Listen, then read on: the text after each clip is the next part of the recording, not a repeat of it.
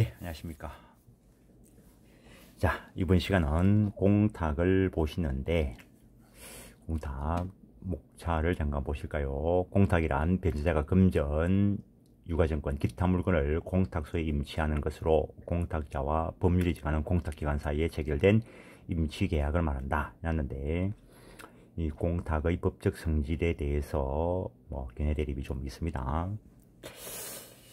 이게 잘 될란지 모르겠는데 살짝 한번 볼까요?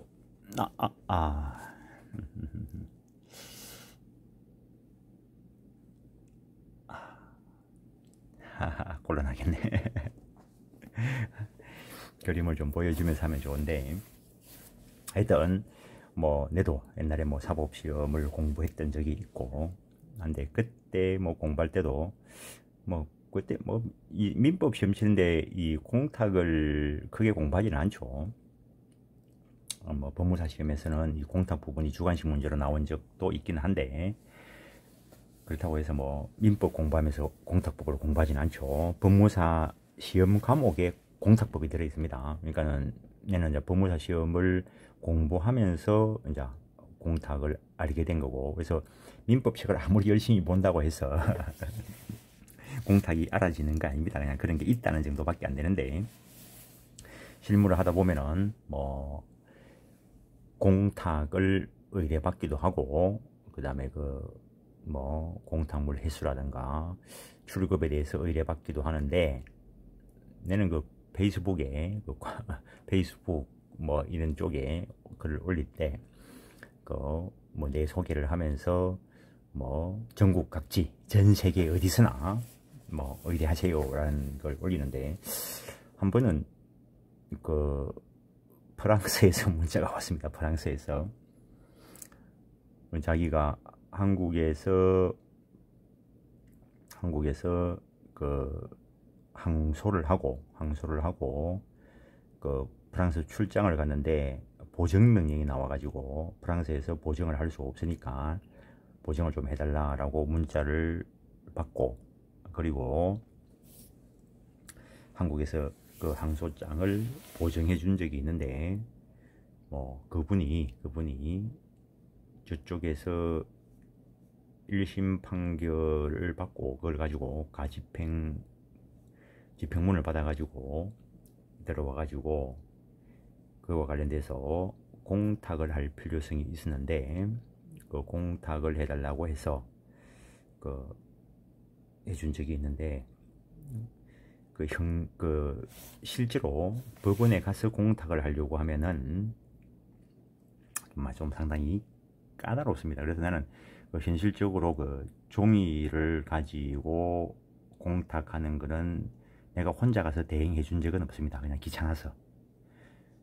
그래서 본인이 오시라 해가지고 내가 절차만 하고, 물론 절차만 하고 내가 법원을 따라가지만 그런 경우에는 수임료를 안 받고 하는데, 그렇다고 해서 혹시 강의를 듣는 사람이 와가지고 무조건 수임료 안 받고 해달라 하면은 곤란합니다. 나도 내 일이 있는데. 나는 내 민법 공부하는 시간을 침해하는 그에 비례해가지고 좀 보수를 받는 그런 계산을 합니다. 내 개인적으로는. 내 공부하는 시간을 갖다가 침해하는데, 그래서 공탁할 사람 본인을 직접 가서 하는데, 그러면 본인이 가면은 주소를 기재해야 되니까 혹시 실수하지 않기 위해서 주민등록 초본 이런 게 필요하겠지만, 본인이 갈 때는 인감증명서가 필요 없습니다.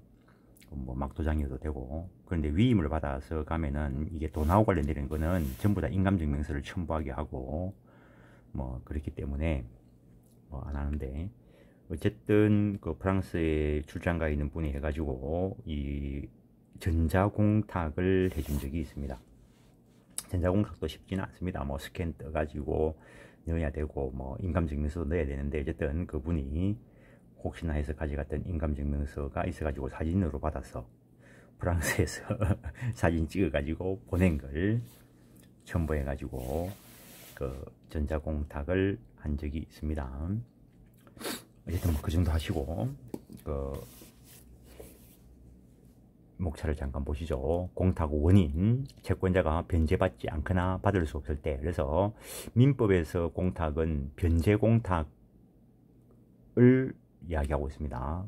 공탁법에 가면은 그 외에도 집행 공탁, 뭐 해방 공탁, 뭐 그런 것들이 있습니다. 근데 민법에서는 변제와 관련된 공탁. 그래서 채무자가 변제하려고 하는데 채권자가 변제를 안 만든 거죠. 물론 그게 수령 지체가 되는 경우에는 채권자가 책임을 지고 수령 지체로 인해서 비용이 증가할 때는 채권자 부담을 하겠지만, 근데 수령 지체가 안 되는 그런 경우도 발생할 수가 있겠죠. 그럴 경우에는 이자가 계속 발생할 겁니다. 왜냐하면 채권이 소멸 안 됐기 때문에. 또는 채권자가 누구인 줄 모를 수가 있습니다. 뭐 상속이 일어났다든가, 또 경우에 따라서는 채권자가 어디에 있는지 알 수도 없습니다. 그럴 때 어쨌든 변제 효과가 있는 걸 하지 않아 버리면은 계속 채무 불이행으로 인한 이자 부담이 발생하겠죠. 지연이자는 뭐 이자가 아니고 사실은 손해배상인데, 그래서 채권을 소멸시킬 필요가 있기 때문에 공탁을 해서 일단 채권을 소멸시키는 거죠. 변제자의 과실 없이 채권자를 알 수 없는 경우, 공탁의 당사자는 공탁자와 공탁소입니다. 채권자는 지금 없는데 뭐 어디 있는지, 쉽게 이야기하면. 그래서 변제가 제3자가 가능하듯이 공탁도 제3자가 할 수 있습니다. 공탁의 목적물은 뭐 금전공탁, 그 다음에 물건공탁, 유가증권공탁 이런 것들이 나타날 수 있는데, 동산을 공탁할 수 있다는 것에 대해서는 뭐 크게 논의가 없는데, 부동산 공탁에 대해서는 논의가 좀 있습니다. 교과서를 보시면서 볼 거고, 일부 공탁은 원칙적으로 허용되지 않는다는 거, 유효한 공탁이 되려고 하면은 채무 전부를 공탁해야 됩니다. 근데 일부만 공탁했을 때 채권자가 이 일을 하면서 일부 출금할 수도 있습니다. 그런데 조건부 공탁이 가능한 경우도 있습니다. 왜냐면은 뭐 그 채권자 쪽의 선이행 의무 있는 거, 그 다음에 동시행항변권이 있는 경우에는 그거 이행하고 받아가라, 이런 식으로 공탁할 수 있다는 거죠. 근데 그런 것이 없는데 어떤 그 다른 조건을 붙였다면은 그것은 원칙적으로 무효라는 거. 공탁 절차 이런 것들은 이제 그 공탁법이 세부적으로 정하고 있는 거죠. 민법에서 등기 이야기를 하지만 등기의 세부적인 절차는 부동산 등기법이 규정을 하고 있죠. 그래서 변제 공탁을 하면은 변제의 효과가 있어서 채무는 소멸하게 될 것이고, 그 다음에 공탁물 회수될 때, 공탁물 회수 청구권이 소멸하기까지 공탁의 효과, 여기에 해제조건설과 정지조건설이 대립하고 있는데, 판례는 해제조건설을 따르고 있습니다. 교과서 들어가서 좀 보게 될 것이고, 금전 공탁을 하게 되면은 소유권이 공탁소 쪽으로 이전됩니다. 채권자는 공탁물 인도 청구권을 가지는 거죠. 소유권을 취득하는 게 아니고, 공탁물 소유권, 금전 기타 소비물일 경우에는 일단 공탁소에게 귀속되었다가 채권자가 출급해 가면은 그때 소유권을 채권자가 취득하게 되겠죠. 근데 특정물인 경우에는 공탁자로부터 직접 채권자에게 이전하게 된다라는 거 고정도 하시고, 그 다음에 공탁물 회수는 공탁한 자가 되돌려 받는 게 회수입니다. 그래서 공탁한 자는 공탁물 회수 청구권을 가지고, 결국에는 그거는 공탁소에 대해서 공탁을 해지시키는 것이 될 것이고, 근데 민법에서 공탁물 회수할 수 없는 경우를 정하고 있는 게, 채권자가 공탁을 승인하거나, 그 다음에 공탁물을 받기로 통과한 때, 그 다음에 공탁이 유효하다는 판결이 확정된 때, 그 다음에 주립권, 저당권이 공탁으로 소멸한 때, 그 다음에 당연히 공탁자가 회수 청구권을 포기함으로써 회수할 수 없게 되는 경우도 있을 것이고, 그 다음에 공탁물 회수에 관해서 민법상 회수 있는 것이 있고, 공탁법 쪽에 규정되어 있는 거, 공탁 원인이 소멸하게 될 때, 참고로 공탁한 때, 그런 것들이 공탁법 쪽에 규정이 되어 있습니다. 일단 그 정도 하시고, 483페이지 공탁은 금전, 유가증권, 기타 물건을 공탁소에 임치, 맡기는 것이다. 변제를 위해서뿐만 아니라, 즉 변제 공탁뿐만 아니라 담보 공탁, 집행 공탁, 그 다음에 보관 공탁 이런 것들이 있다는 거. 근데 민법에서 규정하고 있는 것은 변제 공탁만 일단 규정하고 있습니다. 그 다음에 그런가 하면 변제와 아울러 집행을 위해서 공탁할 수도 있는데, 이걸 혼합 공탁이라고 이야기합니다. 그 경우에는 변제 공탁에 관련된 새로운 채권자에 대해서는 변제 공탁으로서의 효력이 있고, 집행 공탁에 관련된 압류 채권자에 대해서는 집행 공탁으로서의 효력이 있다는 거. 이 경우에도 적법한 공탁으로서 일단 채무는 소멸한다는 거. 민법에서 다루는 것은 변제를 위한 변제 공탁에 한해서 본다는 겁니다. 485페이지를 보시면 공탁은 반드시 법령의 근거가 있어야 된다는 거. 그래서 공탁소에 갔을 때 근거 법령이 뭔가를 물어봐야 됩니다. 물론 뭐 안 물어보더라도 실무관님들이 그걸 알아서 기재를 하십니다. 그래서 당사자가 임의로 할 수 없다는 거. 금전 채권의 채무자가 공탁의 방법에 의한 채무 지급을 약속했다 하더라도 그것 가지고 공탁하라고 청구할 수는 없다라는 거. 법에 근거가 있어야 되기 때문에 변제 공탁이 있으면 채무자는 채무를 면하게 된다라는 거.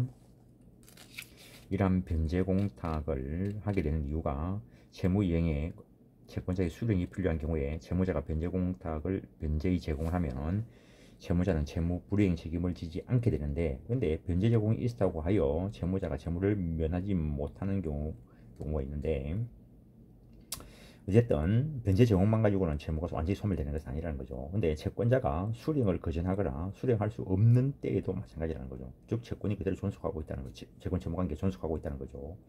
이와 같은 때에 언제까지나 채무자가 채무에 구속당하게 하는 것은 적절하지 않고, 그렇기 때문에 민법은 채무자의 기타의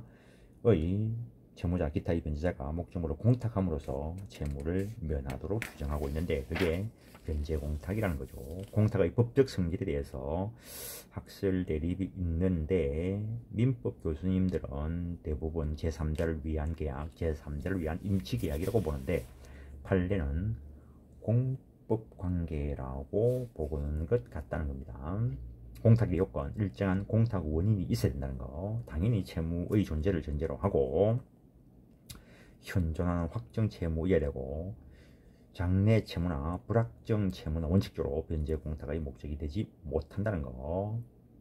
그리고 공탁에 의하여 채무를 면하려면 다음의 두 공탁 원인 가운데 어느 하나가 있어야 한다는 거. 그중 어느 것도 없는 경우에는 설사 채무자가 공탁을 하였다 하더라도 잘못된 공탁으로서 채무를 면하지 못한다는 거. 밑에 1번 제목만 보겠습니다. 채권자가 변제를 받지 아니하거나 받을 수 없는 때.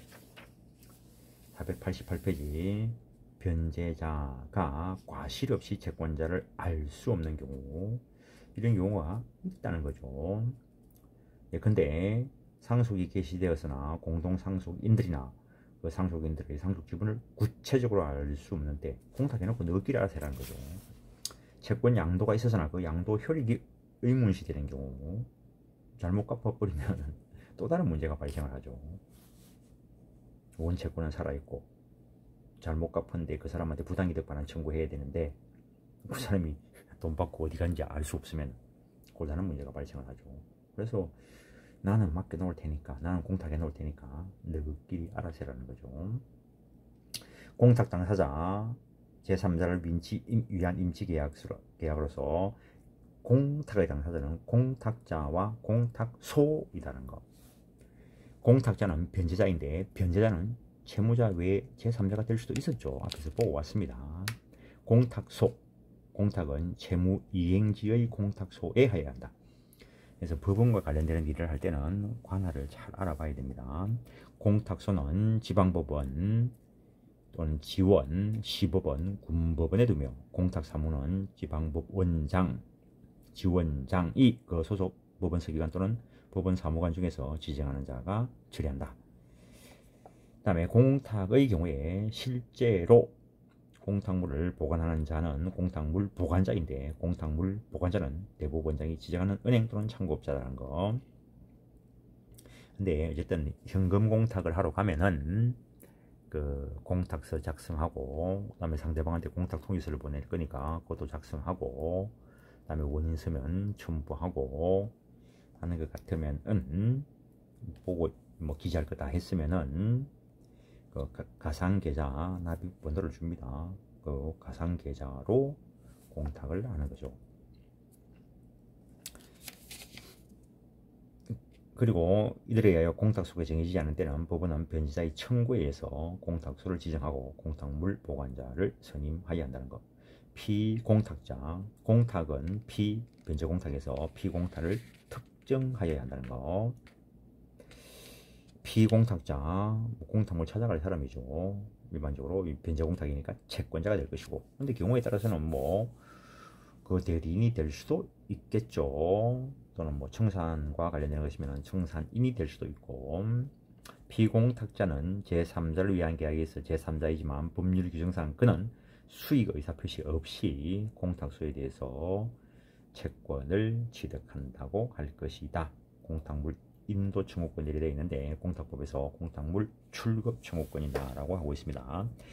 공탁의 목적물, 변제의 목적물이 공탁의 목적물이 되는데 유가증권, 금전, 기타 동산이 목적물로 되면 공탁법 규정상 명백하다는 거죠.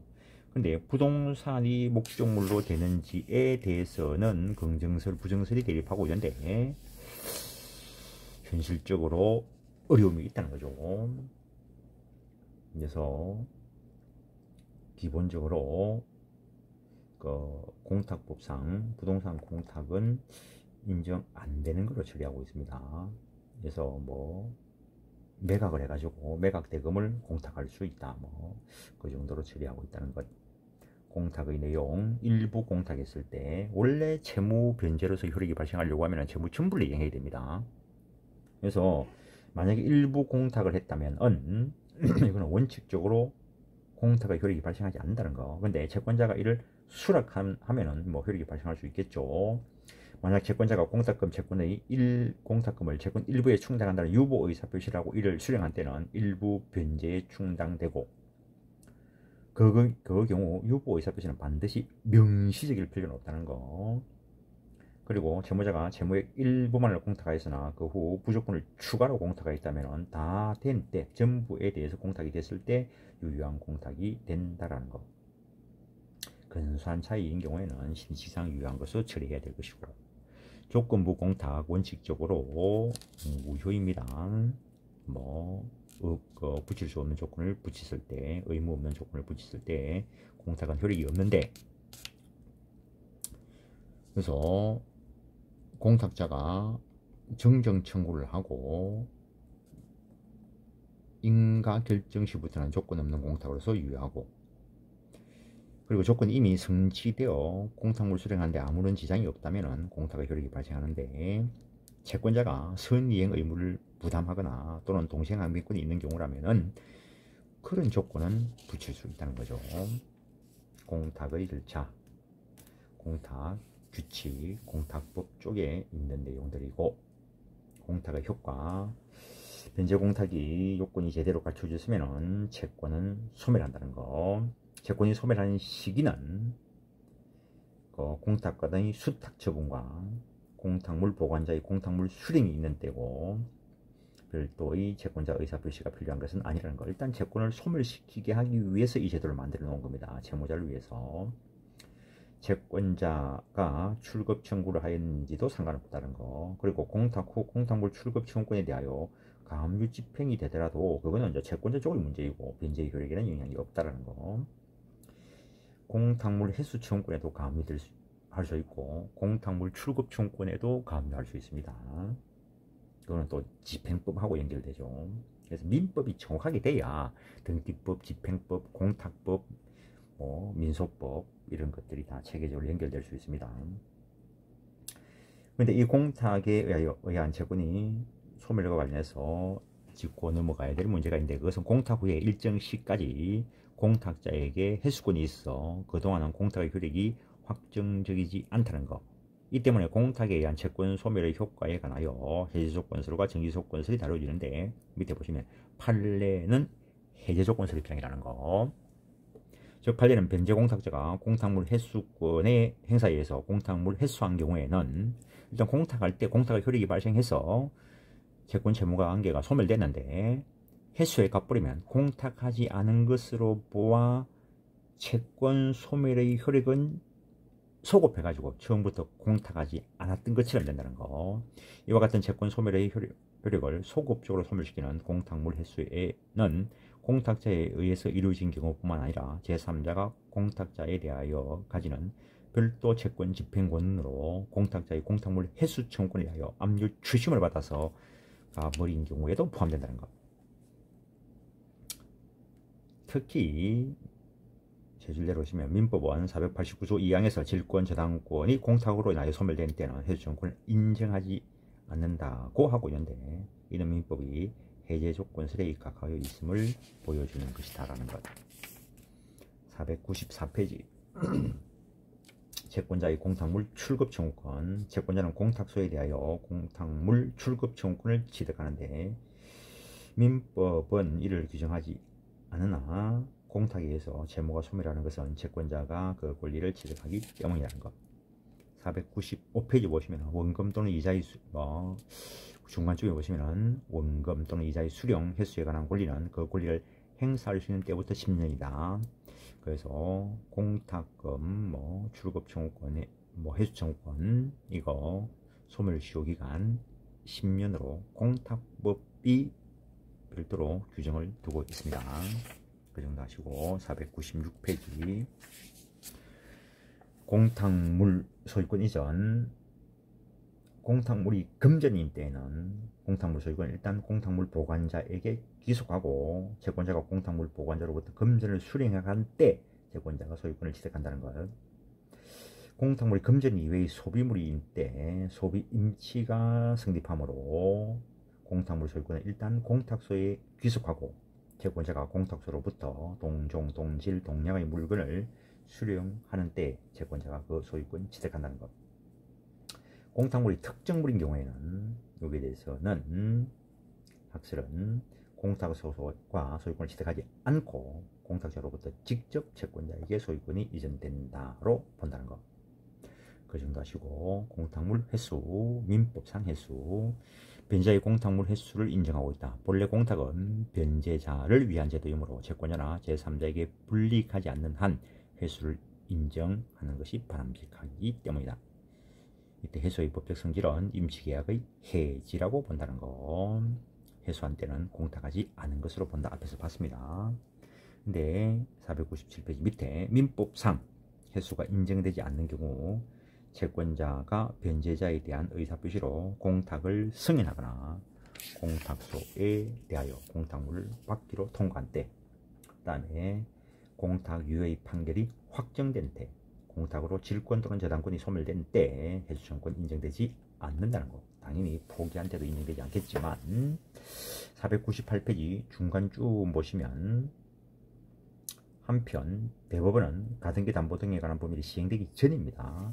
공탁으로 하여 가등기 담보권이나 양도담보권이 소멸하는 경우에 공탁금을 회수할 수 있다고 한 판례가 있다는 거. 근데 지금은 가담법이 제정되었고 가등기 담보법상 가등기 담보권은 일정한 경우에 저당권과 마찬가지로 다르기 때문에 가등기 담보권이 소멸한 때에도 회수할 수 없다고 해야 될 것이다 라고 이제 우리 송 교수님 보고 계시죠. 그 다음에 499페이지 공탁법상 해수. 그 공탁법은 착오로 공탁한 때 다음에 공탁 원인 소멸한 때 공탁물 횟수를 인정하고 있다라는 것. 그래서 이번 시간은 여기까지 보겠습니다. 예, 수고하셨습니다.